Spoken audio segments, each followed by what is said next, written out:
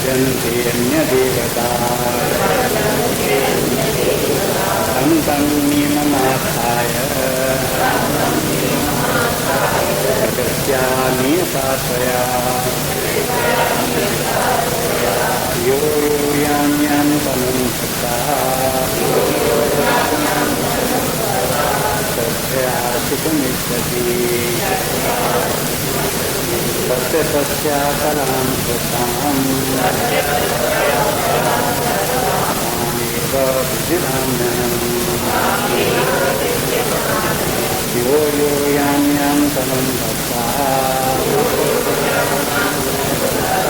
तस्यासितुमिच्छति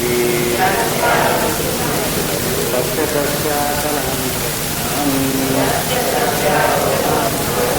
कामेव विधिधाम्यहम्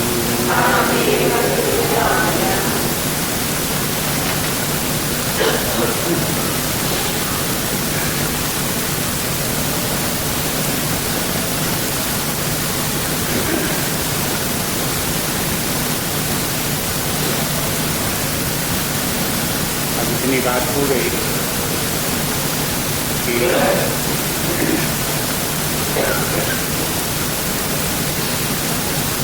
अखंड जीवन जीना, दुर्बुद्धि का जीवन जीना और अशुभ कर्मों को करते हुए पाप में जीवन जीना कल्याण करना नहीं। उसे त्याग करके दुरुस्त करके उसके मार्ग पर चले और परमात्मा को प्राप्त करे। परमात्मा जीवन का अंतिम लक्ष्य, उसी में व्यक्ति का कल्याण है। परमात्मा तत्व को पहचाने, उसी में स्थित रहे, परमात्मा भाव में रहते हुए जीवन जिए, ये सबसे आनंद का जीवन, सबसे सुखदायी और आनंदमय जीवन का रूपी। इसके लिए जो साधना करनी होती है, साधनाएं करनी चाहिए, तो कल्याणकारी साधनाएं और ये साधनाएं करते हुए व्यक्ति यदि जीवन में सफल न भी हो, अनेक जीवन भी लग जाए तो भी कुछ हर्ज है, तो भी सौदा सस्ता है, क्योंकि अनंत लाभ प्राप्त होने वाला है, पूर्णता प्राप्त होने वाली है। उसके लिए अगर अनेक जीवन साधना करनी पड़ती है तो भी करना चाहिए। ये न देखे कि जीवन में पूरा नहीं होता तो हटाओ न करो, ऐसे नहीं। इस जीवन में किया हुई साधना अगले जीवन में भी काम देती है, अगले जीवन में की हुई साधना अगले जीवन में फिर काम देती है। इस प्रकार से व्यक्ति की साधना इकट्ठी होती जाती है, आगे बढ़ता जाता है, पूर्णता को प्राप्त कर लेता है। इसलिए इस मार्ग पर लगे रहना चाहिए निरंतर। लेकिन इस मार्ग पर लोग आगे बढ़ नहीं पाते, इसके दो कारण चलता रहते। एक कारण तो ये कि संसार की माया की आसक्ति, भौतिक जीवन की आसक्तियाँ, यहाँ की चमक, यहाँ के आकर्षण व्यक्ति को लुभाए रखते हैं और वो परमात्मा को नहीं प्राप्त करता। दूसरा कारण ये है कि वो परमात्मा को जानता नहीं, परमात्मा अव्यक्त है, उसे दिखाई नहीं देता, उसका ज्ञान नहीं होता, इसलिए परमात्मा की तरफ आगे बढ़ता नहीं। तो पहली बात ये बता रहे थे कि व्यक्ति जगत में भौतिक जीवन जीता हुआ किस प्रकार का जीवन जीता है, वो कल प्रसंग बताया। कहा कि देखो लोगों को भौतिक कामनाएं होती हैं।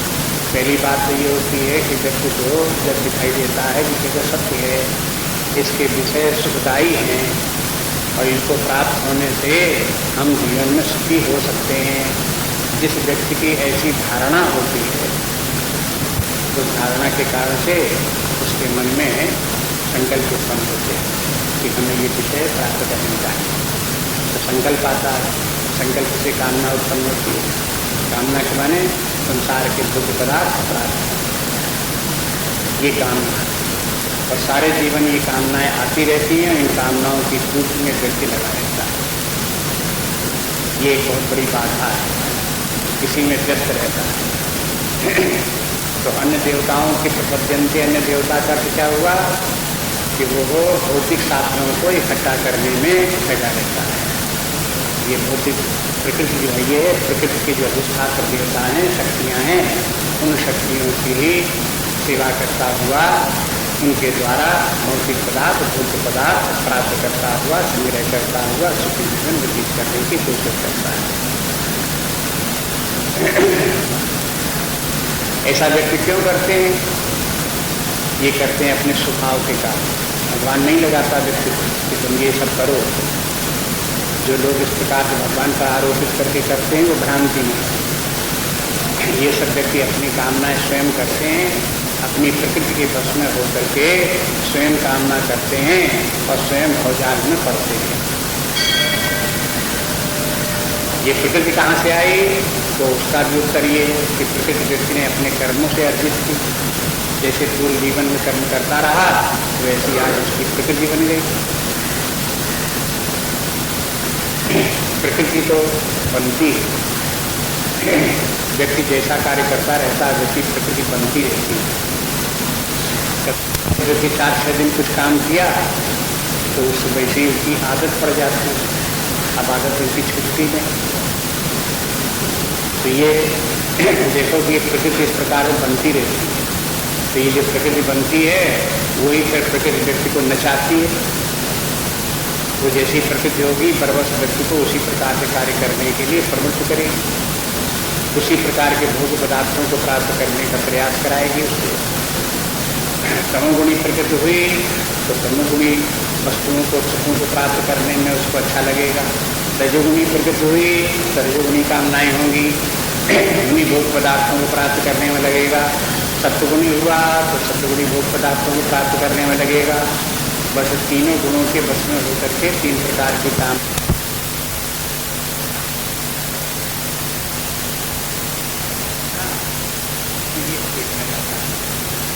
ये जब तक इस जाल में पड़ा हुआ व्यक्ति तब तक उसे कहाँ परमात्मा की तरफ ध्यान है, कैसे उस परमात्मा की तरफ आगे बढ़े, उसी जाल में फंसा रह गया।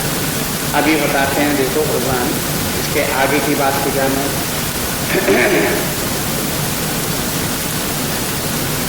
यो यो याम याम तनुम भक्ता, जो भक्त जो श्रद्धार्चित मित्रति उसकी कामना होती है और जैसी इच्छा करता है तो उसके लिए श्रद्धया अर्चितुम वो अपनी उसी प्रकार से उसकी श्रद्धा बनती है और वैसी ही वो अर्चना करता है। तस्य तस्याचलाम श्रद्धाम, उस व्यक्ति की उस श्रद्धा को अचलाम विधिधाम मैं अचल बनाता हूँ।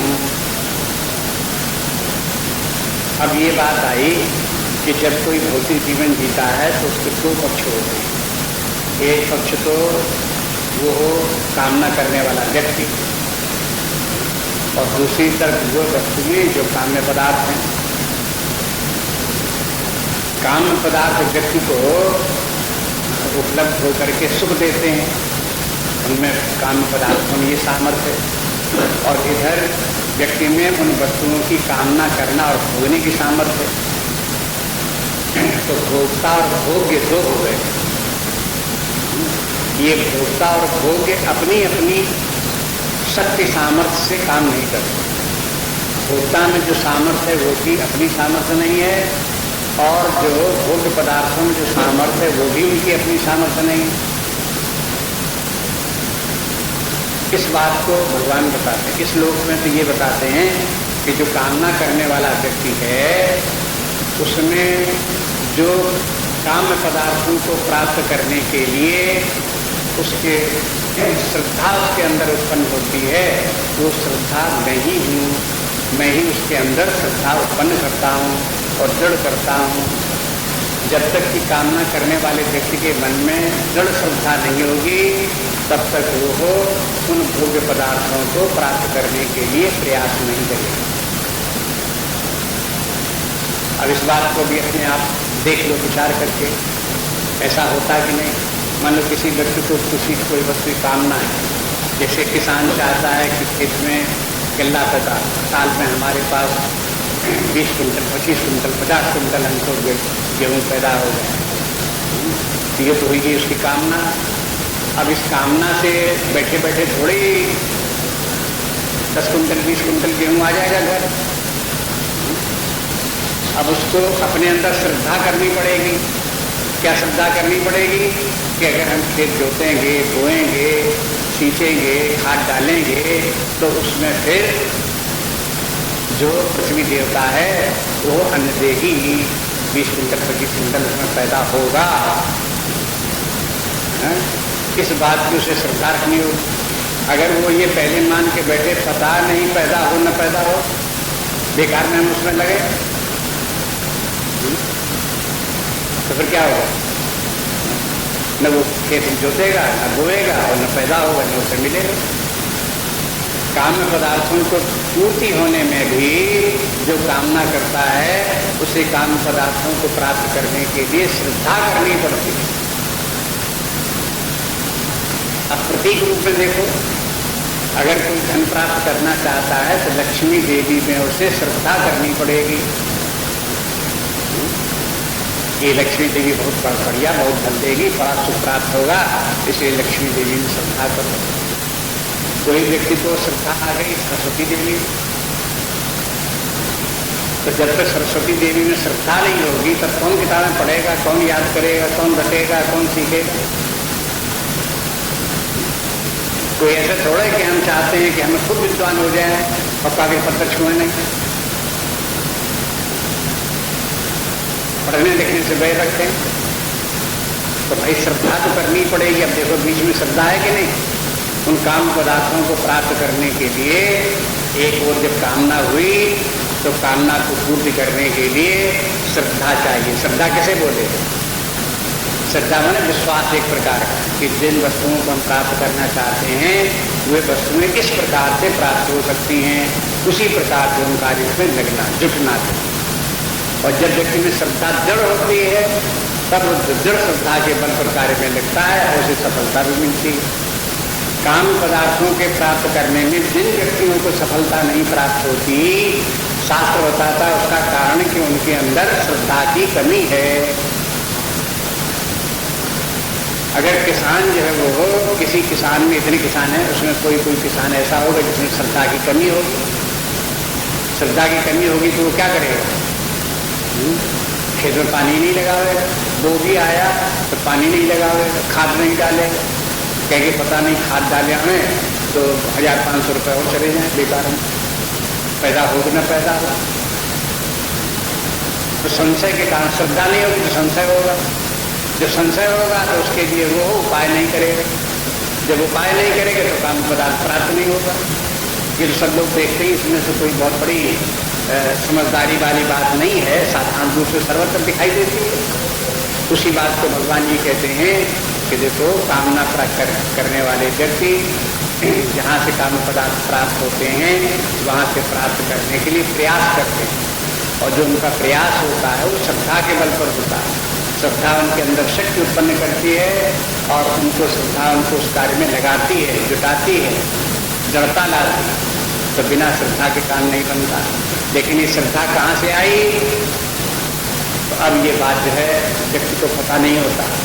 व्यक्ति के अंदर काम पदार्थों को प्राप्त करने वाले व्यक्तियों के अंदर भी जो श्रद्धा होती है, भौतिक श्रद्धा होती है, वो भी भौतिक श्रद्धा परमात्मा ही देने वाला है। जितनी चेतना है, जितनी शक्ति है, जितनी ज्ञान है, उसका सबका स्रोत परमात्मा है।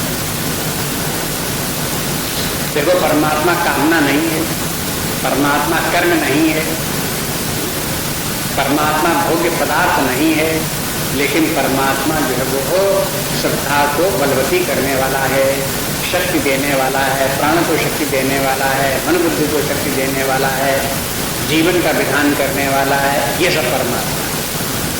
अब हम इस जीवन को, हम अपने प्राण शक्ति को, अपने मन बुद्धि को किस दिशा में लगाएं, कैसे उसका प्रयोग करें, इसकी जिम्मेवारी परमात्मा बने। इसकी जिम्मेवारी हमारे ऊपर आ जाती है, व्यक्ति के ऊपर आ जाती है कि हम किस दिशा में कार्य कर रहे हैं, क्या कर रहे हैं, ठीक कर रहे हैं कि गलत कर रहे हैं, इसको स्वयं सोचना चाहिए। ये विधान इस प्रकार का साथ है। तो इस श्लोक में तो जो कामना करने वाले व्यक्ति हैं उनकी श्रद्धा की बात कही कि उनके अंदर जो श्रद्धा है उसको परमात्मा से जो परमात्मा से प्राप्त हुई श्रद्धा है। अब आगे देखो अगले श्लोक में जो काम्य पदार्थ हैं वे भी प्राप्त जो होते हैं वो भी परमात्मा की कृपा से होते हैं। सतया श्रद्धया युक्ता तस्याराधनीयते लभते च तथा कामान् मयि भीतान्वितान्। सतया श्रद्धया युक्ता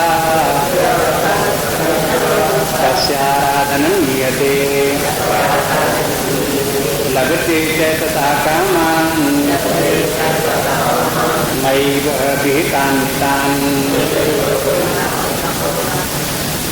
सतया श्रद्धया युक्त वो व्यक्ति अपनी श्रद्धा से युक्त होकर के तस्याराधनीयते वो अपने काम पदार्थों को प्राप्त करने में लग जाता है श्रद्धा के तरफ। ये तो हो गया उधर की बात।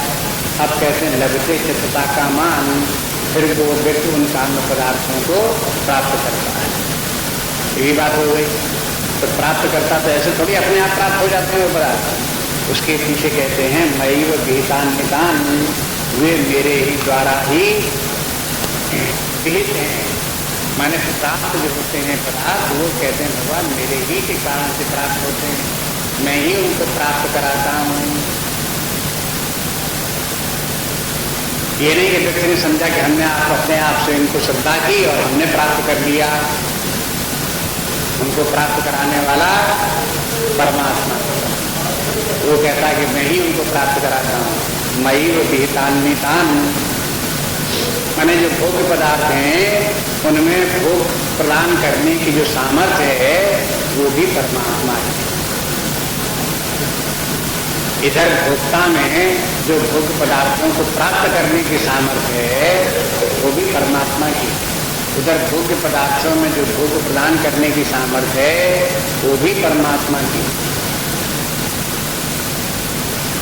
लेकिन उस परमात्मा की तरफ किसी का ध्यान नहीं जाता, रह जाता है व्यक्ति अपने मन और अपनी कामनाओं से अटका हुआ, और बाहर जो दिखाई देने वाले भोग पदार्थ हैं उन भोग पदार्थ हैं। जैसे किसान का उदाहरण आपको दिया, तो एक बात तो आपने देख ली, जो जिस किसान में श्रद्धा होगी, बलवती श्रद्धा होगी, वही खेत में जाके मेहनत करेगा, धूप में सब्जी में जुटेगा, उसमें वही उसमें पानी लगाएगा, खाद डालेगा, पैसा लगाएगा, सारे कार्य से परिश्रम करेगा श्रद्धा के बल पर।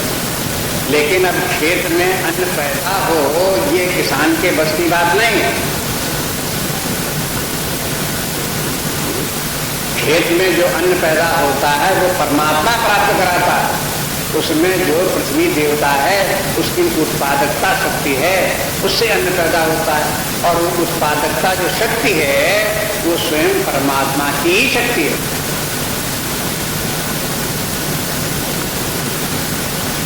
भूमि में वो परमात्मा उत्पादकता शक्ति होकर के बैठा हुआ है, उत्पादन कर रहा है। व्यक्ति समझता है कि हमने खेत में बीज बो दिया और अपने आप पैदा हो गया, और हमने पैदा कर दिया। तो किसान जब साल भर में गल्ला तैयार होगा तो कहेगा इस बार मैंने इस खेत में 25 कुंटल अन्न पैदा किया। दूसरा कहेगा तुमने 25 किया, मैंने 40 किया, मैंने और नए तरीके के उसमें प्रयोग किए। तो वो सब अपना अपना अहंकार किए कि मैंने पैदा किया। ये ध्यान किसी का नहीं है कि उसमें प्रोडक्टिविटी जो किस खेत में है उसके द्वारा ये सब पैदा हो रहा है, उसके पैदा किए कुछ नहीं हो सकता मनुष्य। तो देखो इस प्रसंग में भी यद्यपि भौतिक जीवन जीने वाले व्यक्ति उनको अज्ञान होने के कारण से वो अपनी भौतिकता के ऊपरी स्तर के ऊपर जीवन जीते रहते हैं। उन्हें ये पता नहीं भौतिक जीवन का भी आधार परमात्मा है।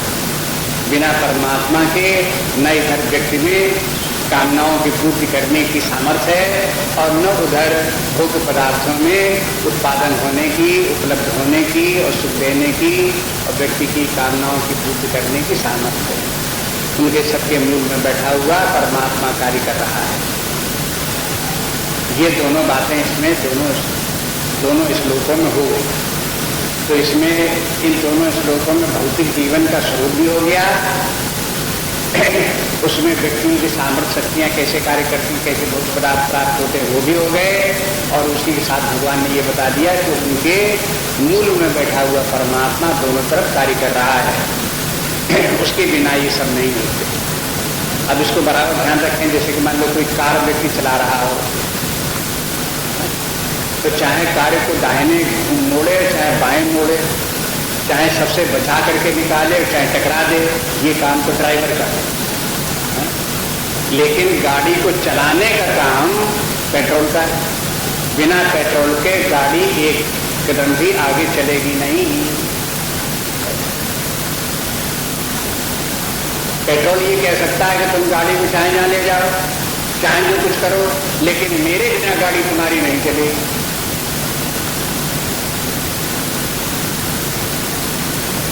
ऐसे ही समझो, परमात्मा के बिना भौतिक जीवन भी नहीं चलता। वही सब चला रहा है, सब तरफ मूल में बैठा हुआ, लेकिन उसके चलाने के माने ये नहीं है कि वो ड्राइवर की तरफ जिधर ले जाए टकरा दे और बचा के निकाल ले जाए, तो ये सब वो करता उसको नहीं करता। इसकी जिम्मेवारी जीव की है। भौतिक जीवन का जो कामना करना, काम पदार्थों को प्राप्त करना, भोगना, ये सब जीव की अपनी गति है, वो अपने लेवल पर ये सब करता है। तो परमात्मा का काम अपने अलग है, जीव का काम अपना अलग है।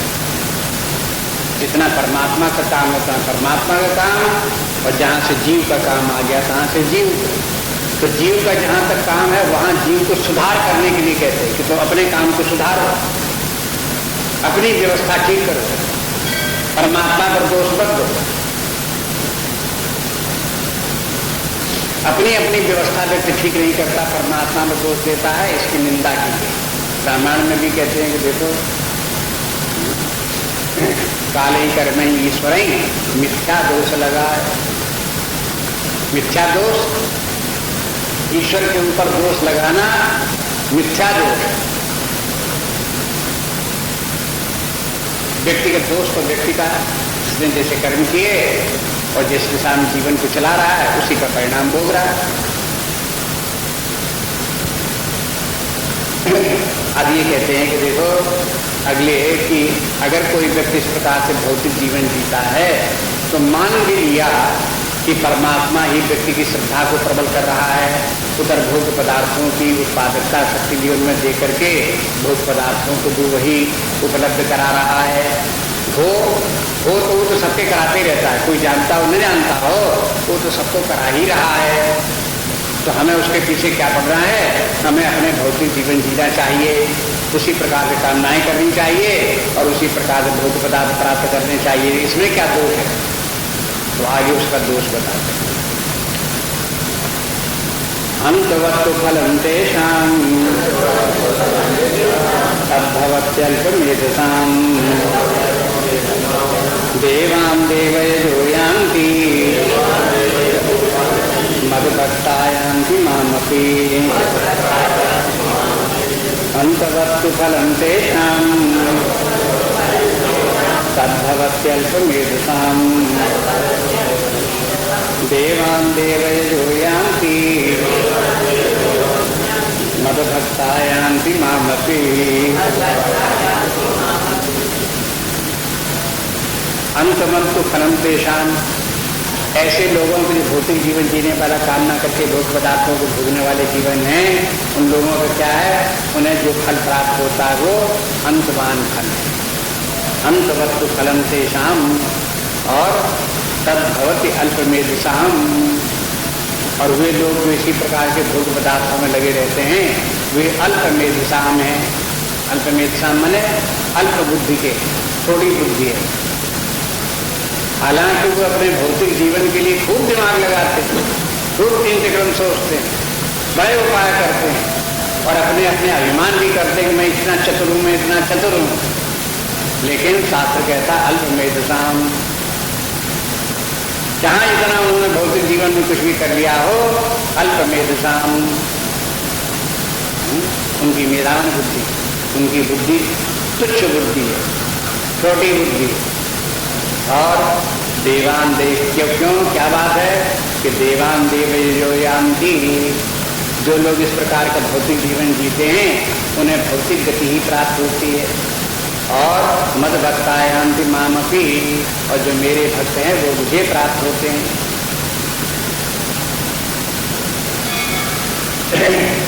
ये परिणाम उसका ये। एक बात पहले इसी को देख लो। एक श्लोक में पहले एक शब्द आ चुका है, मूढ़ा। नमाम दुष्कृतनो मूढ़ा, एक व्यक्ति तो वो है, नमाम दुष्कृतनो मूढ़ा प्रपद्यन्ते नराधमा। और दूसरे व्यक्ति वे हैं जो लोग की जो है वो ज्ञान विज्ञान के द्वारा परमात्मा को प्राप्त करते हैं, वो महात्मा लोग हैं, बुद्धिमान लोग हैं, सुकृति लोग हैं। बीच के लोग रह गए, ये कौन है? अल्प बुद्धिसाम मेधसाम। अब इनकी बात कहते हैं, ये अल्प मेधसाम, ये तो है ही बुद्धि। यहां बुद्धि आई तो थोड़ी आई, और अगर बुद्धि आई, पूरी बुद्धि आई, तो जब वो ज्ञान विज्ञान उपासना भक्ति के द्वारा परमात्मा को प्राप्त करते हैं तभी बुद्धिमान। पहले बिल्कुल जो बुद्धिहीन थे और सबसे अधिक बुद्धिमान थे उनकी बात कह दी, और बीच की अवस्था के लोग रह गए थे उनको यहाँ कह दिया। गीता में ऐसे ही चलते हैं, गीता में आजीवन की बात कह दिया, बीच की बात को फिर कह देते, उसमें भी कोई बीच की बात रह गई तो फिर आगे कह देंगे। क्योंकि हर श्लोक को, हर प्रसंग को पूरा बनाना पड़ता है। पूरा बनाने के लिए शुरू से लेकर के आखिर तक की बात बोल देते हैं। ये इसकी शैली इसी प्रकार की है। इसलिए पहले मूल लोगों की बात कह दी, बुद्धिमान लोगों की बात कह दी, और फिर बाद में कह दी कि फिर जो अल्प बुद्धिमान व्यक्ति है, माने जो लोग भौतिक जीवन जीते हैं, कामनाएं करते हैं, भोग पदार्थ प्राप्त करते हैं, लेकिन धर्म के द्वारा प्राप्त करते हैं, माने देवताओं की आराधना करते हुए के माने धर्म में जीवन जीते हुए करते हैं, श्रद्धा रखते हैं और परिश्रम करते हैं और ईमानदारी के साथ जीवन जीते हैं, धर्मानुकूल जीवन जीते हैं, लेकिन जीते हैं भोग पदार्थों के लिए। तो उनकी इतनी बुद्धि तो है तो वो धर्मानुसार जीवन जीते हैं। ये तो सद्बुद्धि की बात है। और बुद्धि की कमी किस बात में हो गई? कि वो भौतिक जीवन में ही अटके रह गए। उसके आगे जो परमात्मा है उसको वो भुला बैठे, उसको प्राप्त नहीं किए। यहाँ बुद्धि की न्यूनता रहेगी। इसलिए अल्प में दिशाम पर ध्यान, और अंतवत्तु फलम तेषाम। और अल्प में दिशाम का क्या प्रमाण की? अल्प में दिशाम, उनकी बुद्धि तुच्छ बुद्धि है। उनके जितने भी ये फल प्राप्त होते हैं, ये भौतिक सुख की तो स्वर्ग, ये सब अंतवत्तु, ये सब अंतमान है, माने नश्वर है।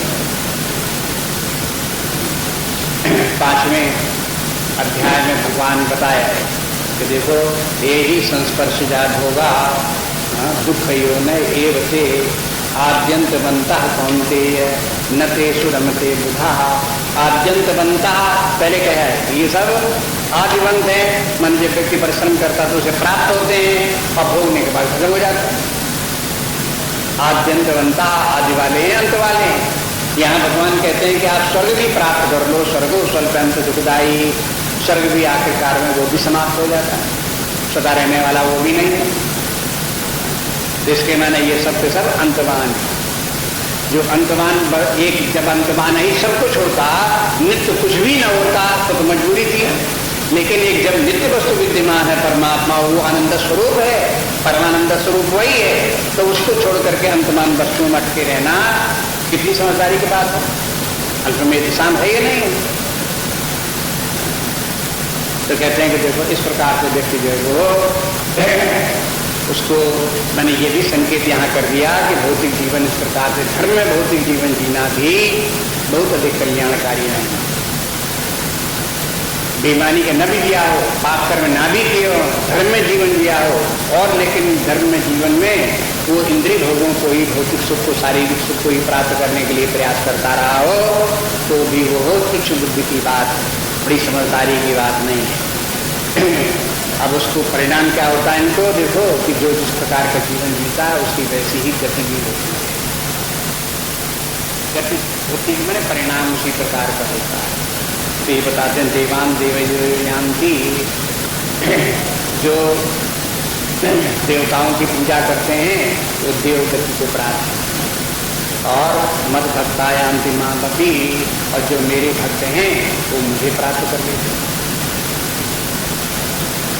अब भगवान का भजन करोगे, भगवान को प्राप्त करने के प्रयास करोगे तो भगवान की प्राप्ति होगी। अगर देवताओं के प्राप्त करने का प्रयास करोगे तो देवगति को प्राप्त होगे। देवताओं के प्राप्त होने का मतलब क्या हुआ? देवगति क्या हुई? भाई इस प्रकार से समझ लो ज्यादा से ज्यादा कि व्यक्ति धर्म में जीवन जीते जीते अंत में स्वर्ग पहुंच गया तो देवता बन गया, देवगति प्राप्त हो गई। देवताओं जैसे यज्ञ करते हैं, देवताओं की पूजा करते हैं, देवताओं के लिए आहुतियां देते हैं। ठीक है, देवताओं को आहुतियां दो, देवता लोग क्या करेंगे? आपके जब शरीर छूटेगा तो आपको ले जाकर स्वर्ग में पहुंचा देंगे, स्वर्ग का सुख प्राप्त करो। जैसे और लोग देवता लोग रहते हैं वैसे तुम भी देवता बन करके स्वर्ग में रहो, इतना कर देंगे वो देवता लोग। लेकिन देवताओं से कहो कि हम स्वर्ग से संतुष्ट नहीं हैं और आगे भेजो, तो देवता कहेंगे हमें ही उसके आगे।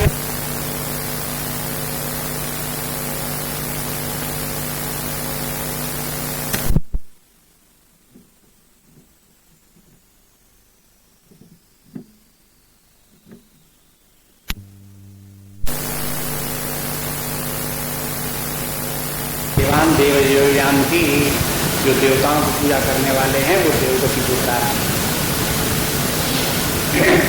और देवगति के माने स्वर्ग प्राप्त कराते हैं, इससे आगे प्राप्त होने वाला नहीं। ये श्लोक जो है 7वां श्लोक, 7वां अध्याय का ये श्लोक 8वें अध्याय का बीज, 8वां अध्याय भी आगे आने वाला है, उसमें इन्हीं बातों की विस्तार से चर्चा है, इसलिए उसके लिए बीज रूप में यहाँ चर्चा चला दी। अब सारा विस्तार यहाँ नहीं करते हैं, उनका बाकी विस्तार वहाँ से देखें। मद भक्तायान्ति मामपि, जो भगवान को प्राप्त करके भगवान को प्राप्त कर ले। तो 2 प्रकार की गतियाँ हो गई, एक पुनरावर्ती गति हो गई, एक अपुनरावर्ती गति हो गई।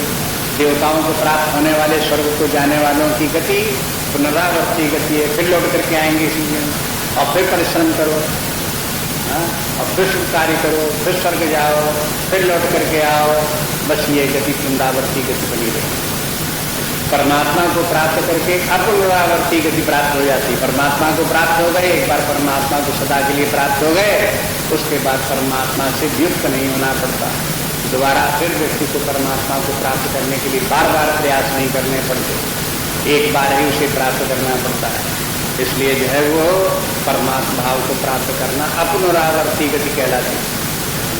ये दोनों यहाँ पर बता दें, इस प्रकार की गति होती है। ये तो हुआ कि भौतिक जीवन का जो आकर्षण है, इसमें चाहे व्यक्ति पाप कर्म करके जीवन जिए, चाहे पुण्य कार्य करके जीवन जिए, लेकिन अगर वो भौतिक विषयों के सुख में मग्न रहा, उन्हीं को सब कुछ समझता रहा, तो वो परमात्मा को प्राप्त नहीं कर पाएगा और इस संसार चक्र में फंसा ही रहेगा, चक्कर काटता ही रहेगा। उसको सुख दुख उतार चढ़ाओ, बनाओ बिगड़ाओ जीवन में आते ही रहेंगे, इनसे उसका छुटकारा नहीं। अब बताते हैं कि देखो दूसरी बात कि अब एक कारण और बताया था कि क्यों परमात्मा के लोग भजन नहीं करते। मद भक्तायान्ति मामपि, मेरे भक्त मुझको प्राप्त होते हैं, लेकिन भगवान के भक्त क्यों नहीं बनते हम लोग? दूसरा बाधा उसके पीछे क्या है? अब वो दूसरी बाधा जो परमात्मा का अव्यक्त रूप है उसकी बात है। अव्यक्तम व्यक्तिमापन्नम मन्यन्ते माम बुद्धया परम भाव न जानन्तो ममाप्यहम् अनुत्तमम्। अव्यक्तम व्यक्तिमापन्नम मन्यन्ते माम बुद्धया परम भाव न जानन्तो ममाप्यहम् अनुत्तमम्। अभी कहते हैं कि अव्यक्तम व्यक्तिमापन्नम मन्यन्ते, परमात्मा के विषय में लोगों की धारणा क्या है? यद्यपि परमात्मा अव्यक्त है लेकिन व्यक्तिम आपन्नम, लेकिन वो समझते हैं कि वो भी एक जीव है, व्यक्ति मान लेते हैं, उसे समझ लेते हैं। माम इस प्रकार का मुझे समझते हैं। अबुद्धया ये उनकी नासमझी की बात, नासमझी के कारण से अव्यक्त परमात्मा को वो भी व्यक्ति मात्र मान लेते। परम भाव अजानंता, मेरे परम भाव को वे नहीं जानते। मम अव्ययम अनुत्तमम, मेरा परम भाव कैसा है? अव्यय है। और अनुत्तमम, अनुत्तमम में सर्वोत्तम, उससे उत्तम और कुछ नहीं, सर्वोत्तम मेरा ही रूप। ये बात उनको पता नहीं। अब आप ये भी देखो, व्यवहारिक जीवन में आप देखोगे, जिन व्यक्तियों को जिस वस्तु तक का ज्ञान होता है उसे प्राप्त करने की कोशिश करते हैं, जिस वस्तु का उन्हें ज्ञान ही नहीं है उसकी प्राप्त करने का प्रयास ही नहीं करते। भौतिक जीवन में यदि कोई एक अज्ञात वस्तु हो, चाहे जितनी अच्छी वस्तु हो, चाहे जितनी सुविधाई हो, लेकिन जब मालूम ही नहीं तब उसको प्राप्त करने के लिए क्या उपाय करें, क्या सोचे, कैसे विचार करें? आई गए। इसी तरह से जिस परमात्मा को कोई जानता ही नहीं, उसे प्राप्त करने का प्रयास करे, उसे जानने का प्रयास करे, तो कौन करे, कैसे करे?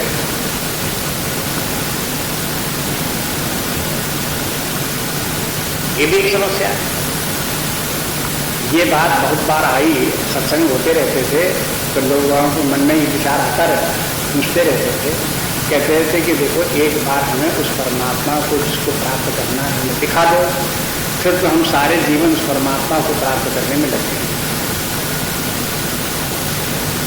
लेकिन जिसको भी हमने देखा ही नहीं उसके लिए हम क्या करें, हम कैसे उसके लिए लगे? ये लोगों की अटक है। अब बात ये है कि उनको ये बताओ कि भाई यदि आपको परमात्मा एक बार दिख जाए तो फिर दोबारा उसके लिए आप क्या करोगे? दिख गया तो काम पूरा हो गया आपका। अब उसे प्राप्त करने, फिर उसके बाद प्राप्त करना क्या रहेगा? दिख गया तो प्राप्त हो गया, तो उसके बाद उनसे प्राप्त करने में लगेंगे तो उसके बाद और क्या प्राप्त करने में लगेंगे?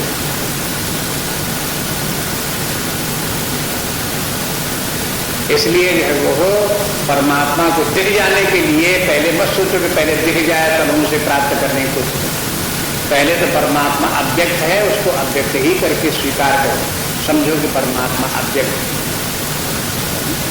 और उस अव्यक्तता परमात्मा है और अव्यक्त है, इस बात को शास्त्रों के द्वारा, सत्संग के द्वारा उसे समझने की कोशिश करो।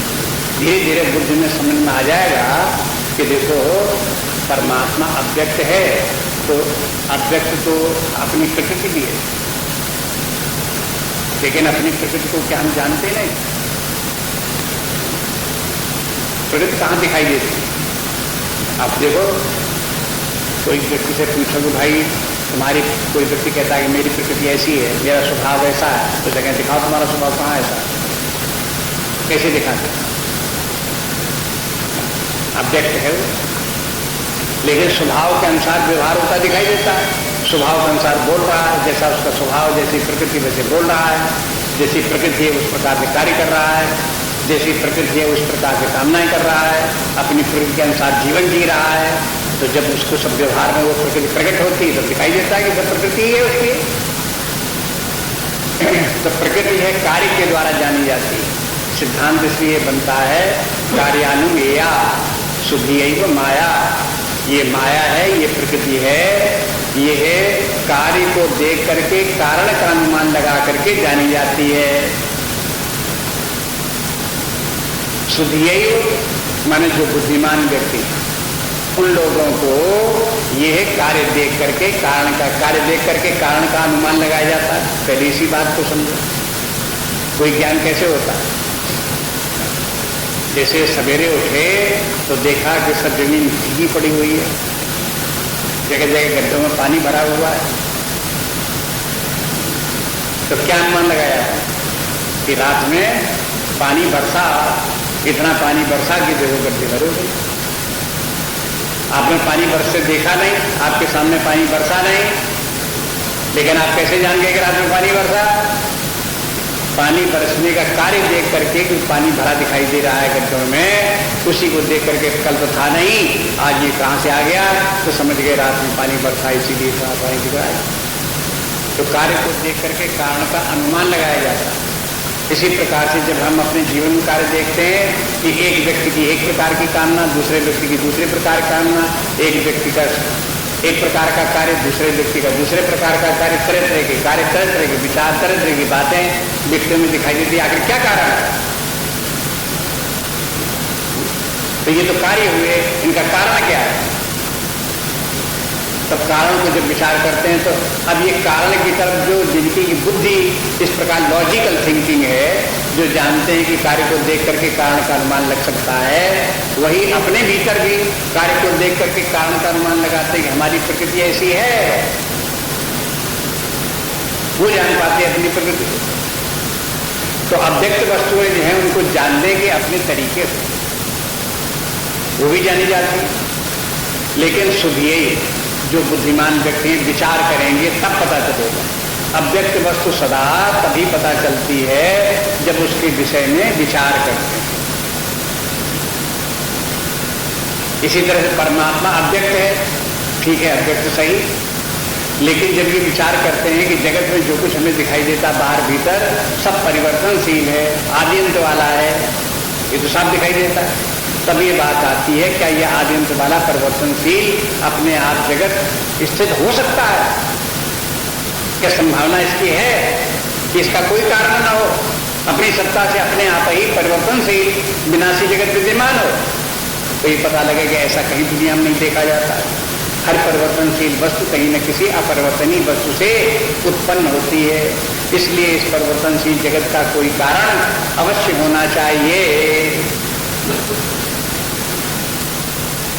अब जो ये इस प्रकार विचार करेगा उसे तो परमात्मा का अनुमान से ज्ञान हो जाएगा कि परमात्मा जरूर होना चाहिए। जब देखते हैं कि जगत में सब जगह जो है वो हो जड़ता जड़ता छाई हुई, पंच महाभूत सब जड़ है, उनसे बना हुआ शरीर जड़ है, मन बुद्धि प्राण सब जड़ है, तो हमें जो चेतना लग रही है ये कहां से आ गई? तो ऐसे तो नहीं कह सकते कि चेतना अचानक आ गई कहीं से, ये जड़ पदार्थ हमें से पैदा हो गई। तभी पता लगती है कि चेतन सत्ता कोई और होनी चाहिए जहां से हमको ये चेतना प्राप्त हुई। इसलिए परमात्मा की सत्ता भी जगत के देख करके परमात्मा की सत्ता का भी अनुमान लगता है, अपनी चेतना देख करके परमात्मा की चेतनता का भी अनुमान लगता है, अनित्य जगत को देख करके किसी नित्य वस्तु का भी अनुमान लगता है, ये विकारी जगत को देखकर कुछ निर्विकार होने का भी अनुमान लगता है। इस प्रकार से जब विचार करते हैं तो यदि विचार करने की सामर्थ्य लॉजिकल थिंकिंग अगर व्यक्ति की हुई, कार्य को देख करके कारण को समझने की सामर्थ्य व्यक्ति को होगी तो वो परमात्मा को, अव्यक्त परमात्मा को भी जान लेगा। नहीं तो समझे कि परमात्मा का अगर नाम भी उसने सुना, एक ईश्वर होता समझता हो जैसे हम सब लोग, जैसे एक ईश्वर भी एक आदमी कोई होता हो, उसका नाम होगा ईश्वर, और क्या उसी के लिए कह रहे होंगे। उसका ध्यान इस तरह नहीं जाएगा कि अव्यक्त सत्ता जो सर्वत्र व्याप्त अनंत होकर के विद्यमान है, ऐसी सत्ता के लिए वो कह रहे हैं, वो दूसरी बात समझ में आएगी। इसलिए यहाँ पर अबुद्धया शब्द का प्रयोग किया। आपको सुना दिया कि जो बुद्धिमान व्यक्ति हैं वही लॉजिकल थिंकिंग विचार कर सकते हैं। कार्यान्वया सुधिया, सुधिया मन अच्छी बुद्धि वाले व्यक्ति हैं, वही इस प्रकार से अव्यक्त वस्तुओं को पहचान पाते हैं। और जिनको भी अबुद्धया है, शुद्ध बुद्धि नहीं है, उनकी विचार नहीं कर सकते, वे फिर परमात्मा को नहीं जानते, अव्यक्त वस्तु को नहीं जानते, वो कुछ और ही धारणा बनाए रखते हैं। एक बात यहाँ और आपको बता दें, व्यक्त के माने ये नहीं कि भगवान ने अवतार लिए तो भगवान व्यक्त हो। जो अवतार के सिद्धांत को भी मानने वाले लोग हैं वो परमात्मा को अव्यक्त ही मानते हैं। चाहे अवतार ले चाहे अवतार न ले, परमात्मा सदा अव्यक्त है। अवतार नहीं लेता तो अव्यक्त है ही है, उसमें तो कोई सिद्ध करने की कोई बात नहीं, सभी जानते हैं। लेकिन अवतार लेने के बाद भी लोगों को वो एक मनुष्य मात्र ही दिखाई देता है, परमात्मा नहीं दिखाई देता, ये उसका अव्यक्त भाव है। भगवान राम को अगर रावण लड़ने को तैयार हो जाता है, खरदूषण लड़ने को तैयार हो जाते हैं, तो इसके माने क्या है? उनको नहीं दिखाई देता कि परमात्मा, उनके लिए तो परमात्मा अव्यक्त है ही है। अगर वहां कहीं किसी को, मान लो वाल्मीकि हो या अगस्त ऋषि हो, इनको किसी को परमात्मा दिख रहा हो, तो उनको जो परमात्मा दिख रहा है वो व्यक्त होने के कारण नहीं दिख रहा है, उनको अपने ज्ञान के कारण वो परमात्मा जो है अनुभव में आ रहा, देख रहे हैं। परमात्मा तो हर अवस्था में अव्यक्त है। इस बात को भी समझने की कोशिश करो इस लोग, नहीं तो सीधा सीधा अर्थ लगा लेते हैं लोग बात कि परमात्मा सगुण परमात्मा अवतार लिया तो व्यक्त हो गया, और पहले जब अवतार नहीं लिया था अव्यक्त था। अगर व्यक्त हो गया, अवतार ले लिया तो व्यक्त हो गया, तो सबको समझ में आ जाना चाहिए परमात्मा ही परमात्मा। तो लोगों को भ्रम क्यों होता है? जिनको भ्रम होता है उनके लिए तो अव्यक्त फिर भी बना हुआ है। इसलिए कहते हैं कि परम भाव अजानंता, माने भगवान अवतार लिया अर्जुन के सामने खड़े हुए हैं, लेकिन परम भाव में जानता मैं अव्यक्त हूं, खड़े सामने अर्जुन के सामने, लेकिन मेरा अव्यक्त भाव है, ये सब लोग नहीं जानते।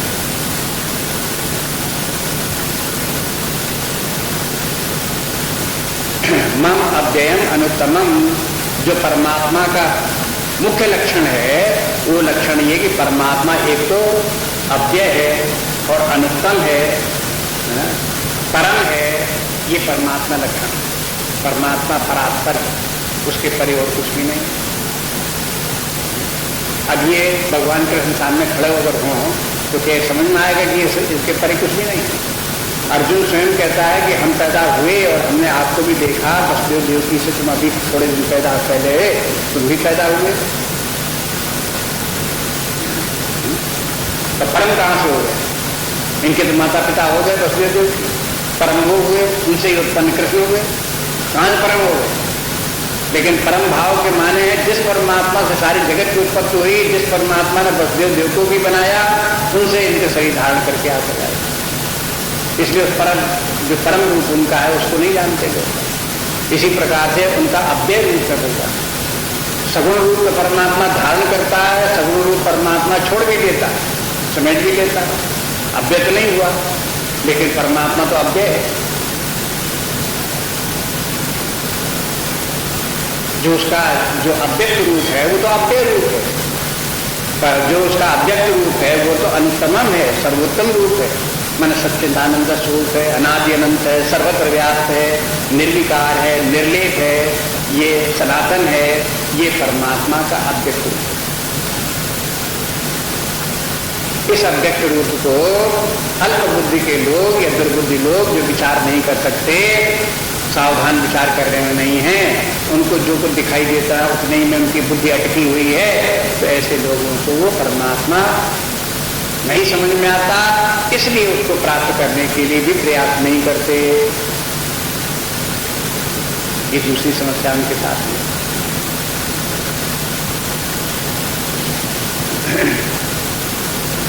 बस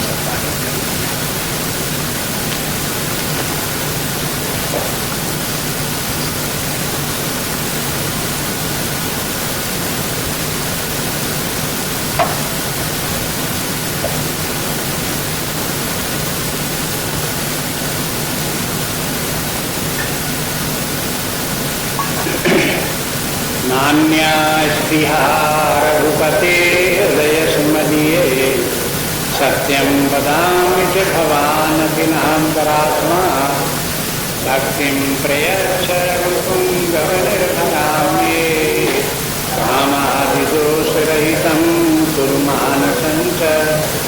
श्रीराम जय जय राम, श्रीराम जय जय राम, श्रीराम जय जय राम, श्रीराम जय जय राम, श्रीराम जय जय राम, श्री